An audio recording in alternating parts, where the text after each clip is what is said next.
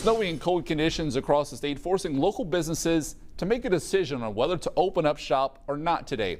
As Gabriela Hernandez explains, that includes in McPherson, where that area has seen around 5 inches of snow so far. Snow-covered streets and frigid temperatures made for a slow start to the day across McPherson. As cars crawl through downtown McPherson, businesses along Main Street are making different calls. Some opening their doors, others closing them. Vanilla lavender latte. Like Craft Coffee Parlor, they made the decision to remain open but alter their hours.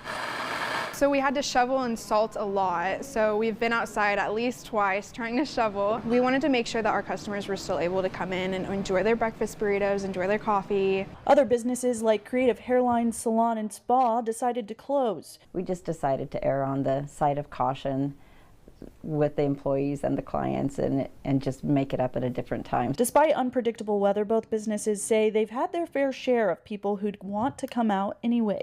So we maybe had like 2 in the first hour, and then after that, like, people kept coming in. But yeah, definitely more than we thought.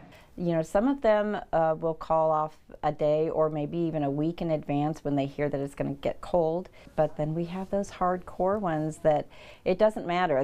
They want to be here. They want their hair done, and they want their hair done on that day. Overall, the decision to alter hours or close is easy. It's about safety for both the employee and the customer. I really think the most important thing is just making sure everyone's safe, you know, because of how much snow we're supposed to get. It's really an easy decision to make because you can't replace those people. In McPherson, Gabriela Hernandez, 12 News. And small businesses always recommend checking websites and social media for any changes to business hours before braving out that weather.